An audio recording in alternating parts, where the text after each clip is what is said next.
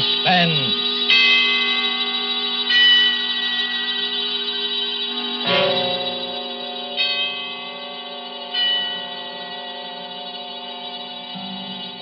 This is the Man in Black, here again to introduce Columbia's program, Suspense. Our distinguished stars tonight are two of the world's acknowledged masters of the art of suspense. They are Mr. Charles Lawton and Miss Elsa Lanchester. Mr. Lawton, who will soon be seen in the Metro-Goldwyn-Mayer picture, The Man from Down Under, is here to play a remarkable character created by England's noted thriller author, Agatha Christie. A mild-mannered character whose initials were ABC, and about whom revolved a series of savage murders, all neatly and alphabetically arranged. ABC was stamped upon all his belongings, those being his rightful initials. And ABC was stamped, too, upon the large railway timetable he always carried. But there was nothing so odd about that detail, since no traveler in the British Isles would dream of planning a journey without consulting this famous railway schedule, the ABC. And so, with the ABC Murders by Agatha Christie, written for radio by Robert Tallman and William Spear, and with the performance of Charles Lawton, we again hope to keep you in suspense.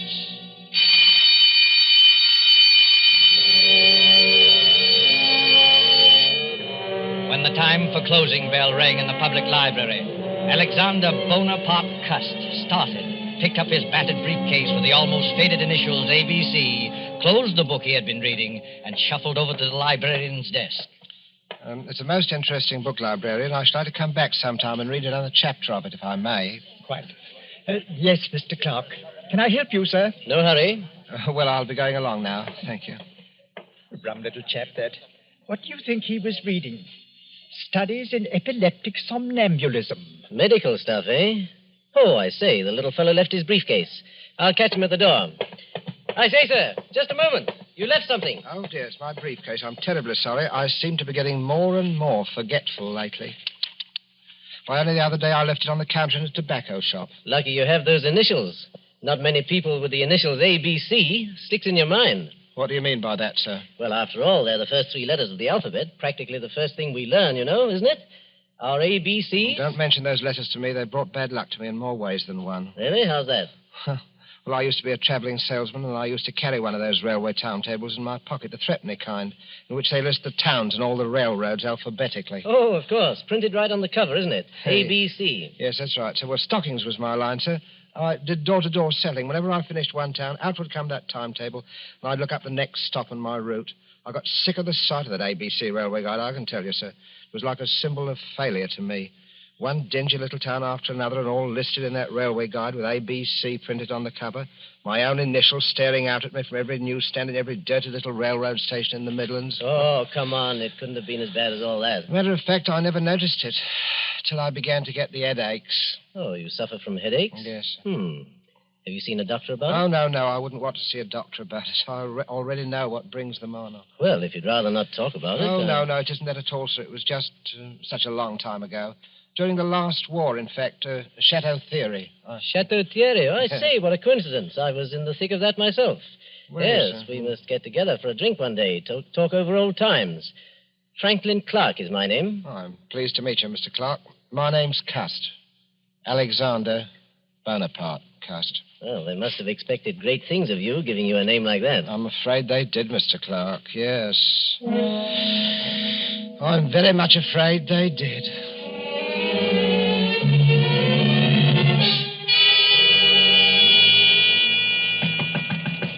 Mr. Cast. Oh, Mr. Cast. Who is it? It's me, Mr. Cast. I've brought you up a spot of tea. Oh, it's you, Miss Marbury. That was very thoughtful of you. Oh, nonsense. You know, Mother dotes on you. You're her favourite lodger. In fact, why, Mr. Cast, you're packing your things. You're not leaving us, are you? Oh, no, I'm just taking a little trip over the bank holiday, you know. Now, don't try to deceive me, Mr. Cast. You're embarrassed about owing us, aren't you? No. You needn't be, Mr. Cast. Really, you needn't. Oh, you are a nice girl, Miss Marbury. You really are a nice girl. As a matter of fact, I'm not going just for the bank holiday. I've something rather important, some very important matters to take care of. You know, it's very possible that my mother didn't have me christened Alexander Bonaparte Cust for nothing. Oh, Have you got a position, Mr. Cust? Well... What is it? Well... Oh, come, Mr. Cust. You can tell me, can't you? Well, Miss Lily, I can tell you this much. I shall be travelling quite a lot. In fact, where did I leave that ABC Railroad guide? Oh, yes, here it is. First stop, Andover. Andover? That's not very far. No, but I must be getting on if I don't want to miss that train. Now, let me see. Have I got everything? There's my spectacles and my overcoat, my typewriter, my walking stick. Did I ever tell you the history of this walking stick, Miss Marbury? It's a Scottish piece, very old. It's always it's antique. You know, they used to kill people with these back in the days of the old clan wars in Scotland. I wonder how many heads this one has bashed in. Mr. Cust. Oh, please, what a terrible way to talk. Yes, I'm sorry, Miss Marbury. I am a little bit surprised at myself talking like that. It must be my new job. It's gone to my head a bit. That's it. It's gone to me head. Have you got an aspirin by any chance? I've got an all.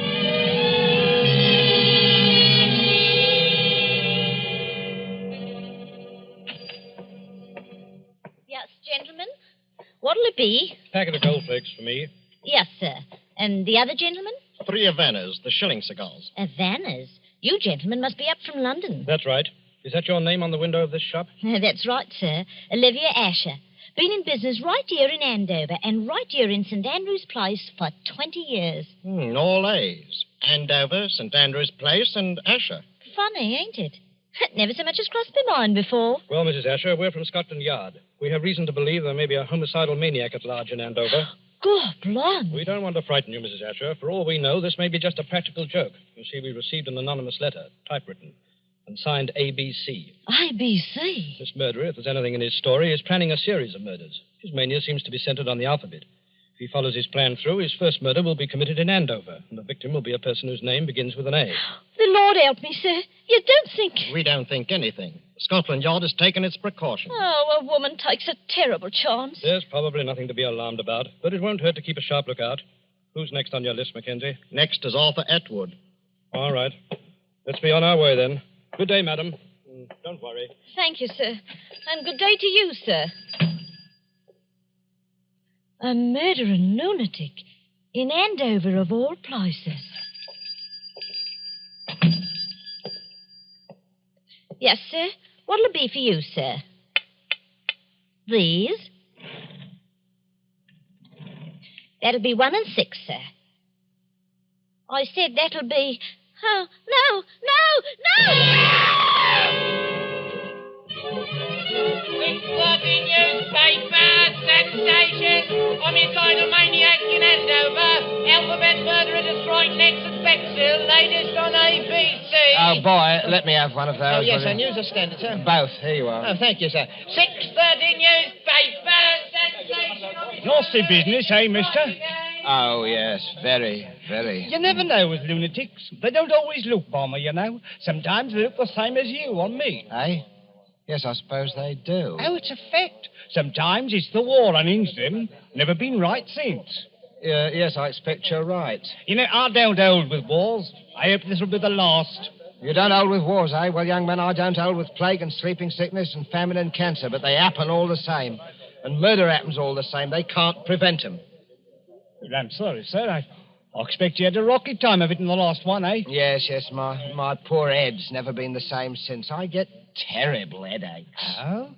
Well, I'm sorry about that, sir. Sometimes I hardly know what I'm doing. You don't say. I forget things. You know, for instance, I could have sworn I had an ABC railway guide in my pocket an hour ago. Do you know they found one of them ABC railway guides on the poor tobacconist lady that he murdered? Oh. Him. ABC, whoever he is. Maybe he don't know himself. Ever stop to think of that? Maybe he's so bum he don't remember. I wonder.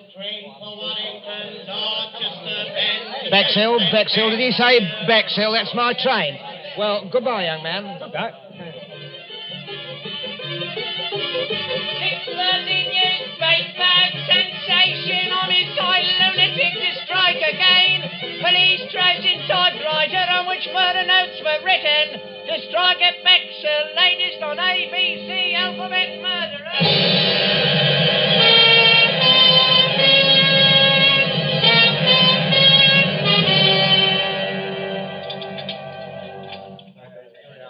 Your order, sir? Well, I don't think I'll have the ham. I had ham for breakfast. Yes, I think I'll have the mutton pie. 1 mutton pie. Yes, sir. What's the matter with you? You're trembling, young woman. Is something wrong? Oh, sir, if you only knew. I have to walk home tonight, after they close up here. And there ain't hardly a light in Benson Terrace where I live. Benson Terrace in Bexhill? Yes, sir. You're afraid of the ABC murderer, aren't you? He follows the alphabet, don't he? That was the way he done in Andover. Hey, and does your name begin with a B? Barnard's my name. Mary Barnard. Oh, dear me, Miss Barnard. Well, I don't like to appear forward. Well, anyway, I'm old enough to be your father. Would it make you feel easier if I saw you home tonight? Oh, you don't know, sir. You just don't know what it would mean. Well, what time do they close up here? 9 o'clock. All right, I'll wait outside for you. At 9 o'clock? All right.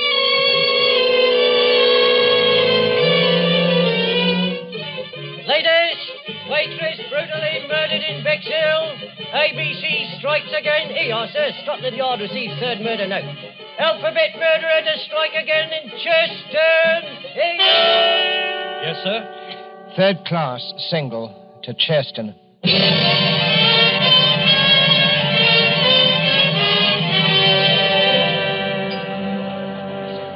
Give me a pint of half and half, please. Yes, sir. There you are, sir. You up from London, sir? Yes, I come directly from London. Ah, salesman? Stockings is my line. Rough going these days, what with rationing, eh? Well. It isn't my old friend Alexander Bonaparte Cuss. I'm sorry, I'm afraid I don't remember. We met in the library, remember? Oh. In London. Yes, had quite a talk. Yeah. Franklin Clark, remember? Yes, of course. You'll forgive me, Mr. Clark. My memory, it seems to be getting worse and worse. But you must have come under better times, Mr. Cuss. New briefcase, I see. Nice, bright, new initials. Well, I got a job shortly after I saw you, Mr. Clark, from Ballinger Limited. Stockings. It's my old line, you know. But to tell you the truth, I haven't been doing very well. Oh, those headaches again? Yes, the headaches. And the murders. The murders have upset me something terrible. Oh, well, you're shaking like a leaf, man. No. Hey, Jonathan, a brandy for Mr. Cuss. He Thank needs you, it. sir. The trouble with you, Cuss, is you're inclined to be morbid. I remember that book you were reading the day we met, stuff about epilepsy. Well, it might be epilepsy, mightn't it? What? Well, they discharged me from the army before the war ended. See, I had a kind of a fit, you know. And Never had anything like it again, have you? No, I didn't have a fit again, just the headaches. I forget what happens, hours at a time. Do you know, once I was sitting in a station waiting room and a newsboy came by and I bought a paper from him, and it was all about that first murder in Andover. Yeah. It said the police had got another note, another typewritten note, Mr. Clark, and the murderer was going to strike next in Bexhill. And suddenly I realized I was in Bexhill. And I'd been in Andover the day before when the first murder happened. Well, how did you happen to go from Andover to Bexhill? Well, that's the way I'm supposed to go on my route, selling the stockings. I'm supposed to take the towns alphabetically. Oh, well, then it's not so surprising you should have been in Bexhill after all, is it? Just a coincidence. Well, the waitress in Bexhill there, I walked home with her that night, Mr. Clark, the night she was murdered. Oh, good heavens, Cusk, you don't think you killed Mary Barnard, do you? I don't know, Mr. Clark. It said in that book that people who have had epileptic fits often do things and don't remember them. They even commit crimes. I said good night to her, and after that, I don't know what happened. The notes, those typewritten notes. Wouldn't you have remembered if you'd written them? I don't know. Well, now, I know a little something about psychology myself, Cust. And I'd stake everything I own on the fact that the man who wrote those notes was conscious of what he was doing. Do you really think so, Mr. Clark? Positive of it. Now, pull yourself together, man. Incidentally, my sister-in-law lives here in Churston. My brother is Lord Cameron Clark, and I happen to know she needs some new stockings. Oh. Pop over there in the morning, will you, and show the old girl your line? Huh. Here's the address. Might cheer you up to make a good sale. Oh, I'm sure it would, Mr. Clark. I'm sure it would. Well, good night, Mr. Clark, and thank you again for all your kindness. Good I'm night. sure, sir. Good night. Oh, wait a minute. You've forgotten something again. Oh, dear me, that's my typewriter. I shall certainly need that. Oh? Well, as to type up my report to the Home Office in case I should make that sale tomorrow. Oh, of course. Oh, yes. By the way, Cust, better watch out. Somebody in Churston is going to be murdered tomorrow. Aye. Old ABC is up to the letter C, you know, and your name is Cuss. Huh? Oh, I say, good heavens. Mine is Clark.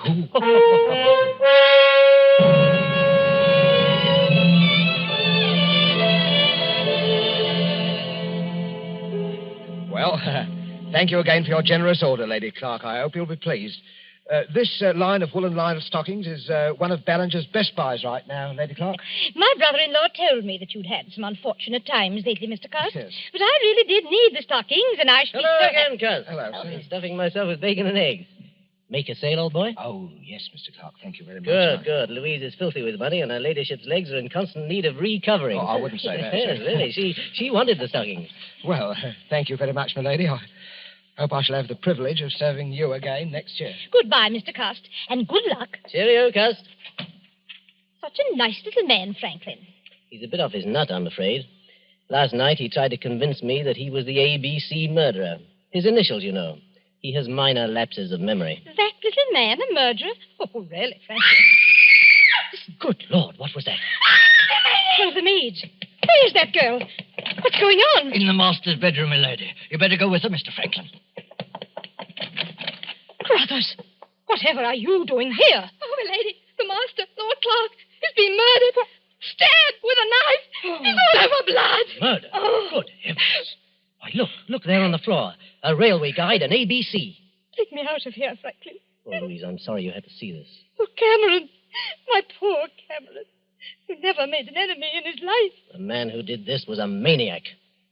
And I'm afraid I know who he is. He always carried a walking stick with a heavy carved handle. That's how the other murders were committed, with a heavy stick. But he wasn't carrying his stick today. Must have grabbed a knife up there somewhere to kill Cameron with. But when? Were you with him every minute? Well, I went upstairs to get my checkbook. It took me a little while to find it. That gave Cust his opening. Oh, to think that all that time. Oh, no. No, I'll never forgive myself, No, Franklin. none of that now, Louise. The important thing now is to stop him before he can commit another murder. But what are you going to do, Franklin? I'm going to the police and see if they'll let me help. Let's have a look at this ABC railway guide he left beside poor Cameron. Look here. All checked. See there? Andover, Bexhill, Churston. Each with a check mark after it. No. Oh, where's the next one? See? See, London. He's through with ABC, he's gone home, and I'm going after him.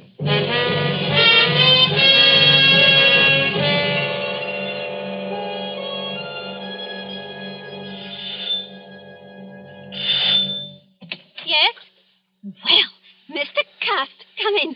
Whatever kept you away so long? Miss Lily, I've got to talk to you alone. Oh, well, I'll go up with you. I want to show you the new curtains I put up in your room anyway. Oh, you are a nice girl, Miss Lily, really are Yeah, a nice let me girl. carry one of these, Mr. Cust, the typewriter. No, I'll carry my own things, thank you. Oh, Mr. Cust, you're trembling. Oh, dear, you do look a fright. Look, I'm going to straight and get you a hot foot bath. No, not now, please. Not now, Miss Lily. There's no time for it. What is it, Mr. Cust? Close the door and lock it. Are you in some trouble, Mr. Cust? I'm in terrible trouble, Miss Lily. I want you to hear the story first from me. You're the only one who has ever been my friend. Oh, I've had a lonely life, Miss Lily. Oh, poor Mr. Cust. Poor Mr. Cust. That's what they always say about me. Poor Mr. Cust. I thought you were Oh, different. don't take on so, Mr. Cust. It was only a manner of speaking. You don't need to worry. I'm all right now. I never get 2 spells in one day. Spells? Mr. Cust, I don't understand. What Well, do you... you heard of the ABC murders? Shocking affairs. But, Mr. Cust, why Miss are you Lily, saying... the police will be here at any minute. Please let me finish. I don't want you to think harshly of me, Miss Lily. I didn't plan it ahead. My instructions told me where to go. Some people can't help what they do. There are diseases. Epilepsy, for instance. You do things you don't remember. You commit crimes. And I'm like that. Oh, Mr. Cust, I can't believe it. When I was a child, Miss Lily, they used to badger me about my name. My mother worshipped strength. She named me after the strongest people she knew about in history. Alexander and Bonaparte. But nobody ever called me by those names. They called me ABC. ABC. I used to dream I was boiling in a kettle of alphabet soup. I was a terrible disappointment to my mother. Mr. Cust, you're unsettled and tired. You've got to hear me out, Miss Lily. Oh, You've got... my Now, eyes, listen to you're me, Miss hurting Lily. me, Mr. Cust. I could have been a hero once in the army in the last war. I was happy. I could have made something of myself. Then I started getting the Let me headache. go, Mr. You Cust. must hear me out, Miss Lily. I started forgetting things after they discharged me from the army. Shot, they called it. I used to have dreams. I was a great ruler. The destiny of men was in my hands.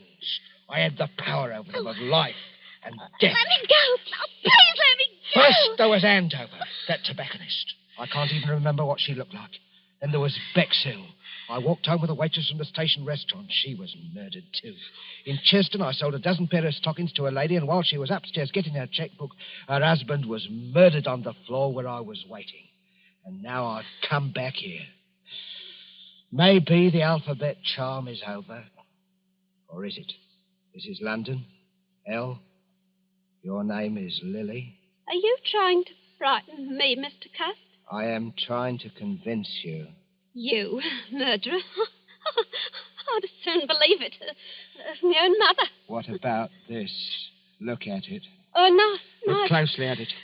I found it in my briefcase when I came on the train, Miss Lily. This knife murdered a man in Churchill just 3 hours ago.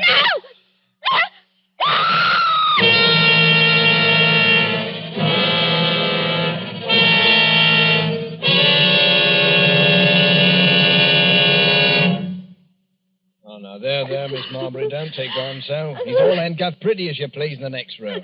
But he was such a nice man. I still can't hardly believe it. Is this the knife he threatened you with, Miss Marbury? Yes. We just got here in the nick of time, eh, Crum?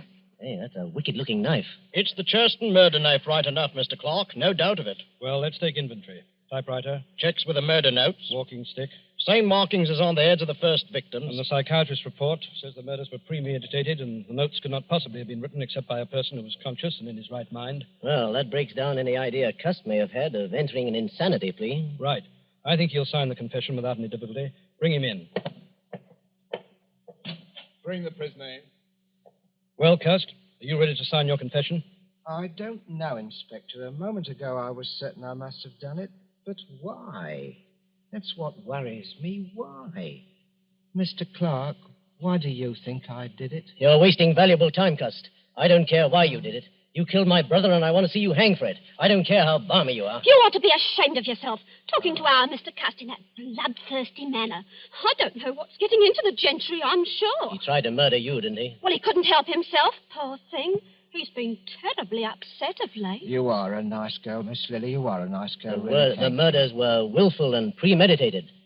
They couldn't have been premeditated, Mr. Clark. Why do you say that, Cust? Well, because I didn't go to any of those places of my own choice. I had my instructions from Bellinger's Limited. And those instructions were sent to me after the police got the warnings of the murders that were printed in the papers. There never were any such instructions. We ransacked all your things, Cust. There wasn't any letter of instructions, was there, Inspector? No. Oh, yes, there was. All right, we'll ring up Ballingers. May I use your telephone, Miss Marbury? Why, certainly, Inspector. The number is Regent 3313, Inspector.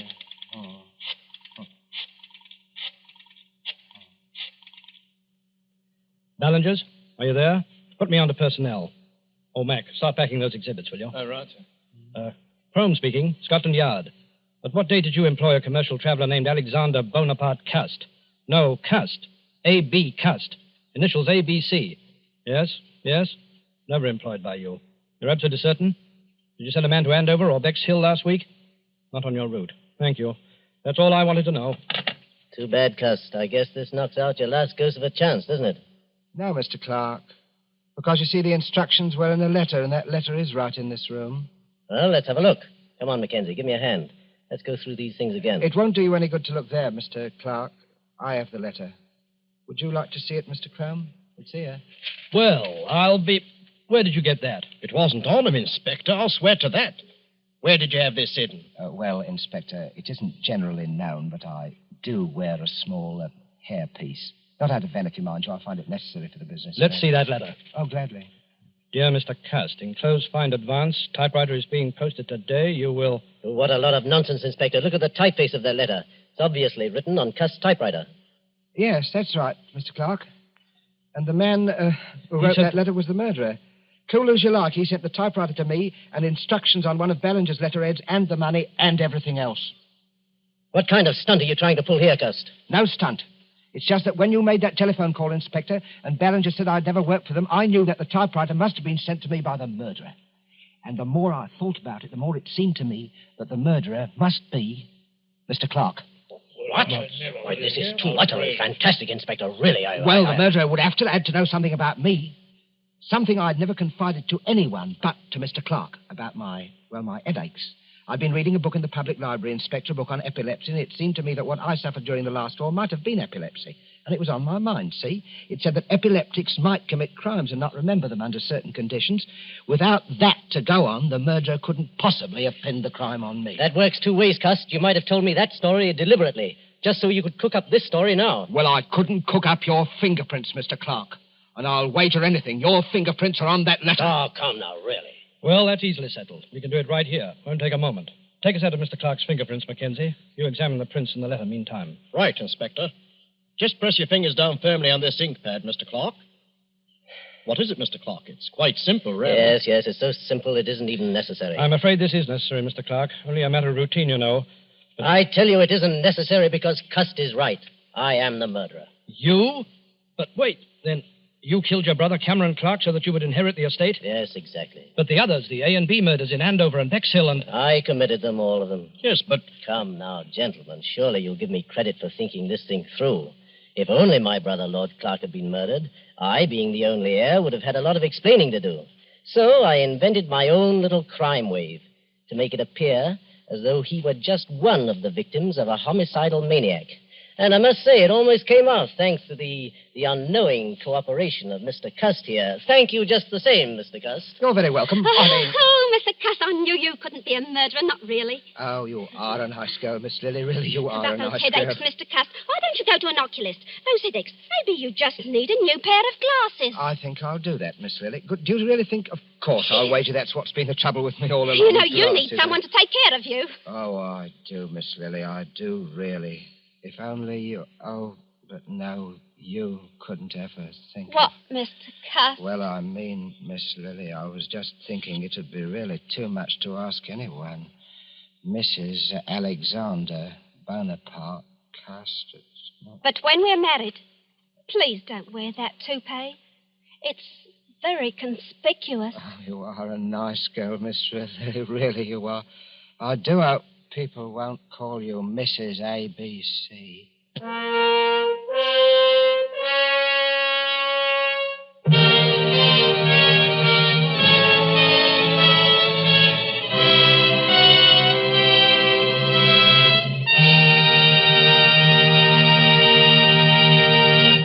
And so closes the ABC Murders, starring Charles Lawton with Elsa Lanchester and Bramwell Fletcher.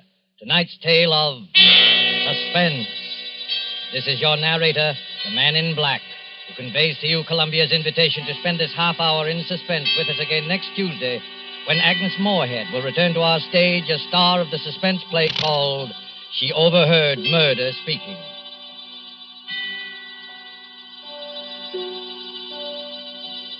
Producer of these broadcasts is William Spear, who with Ted Bliss, the director, Lud Gluskin and Lucian Mahowick, conductor and composer, and Robert Tolman, the radio author, collaborated on tonight's Suspense.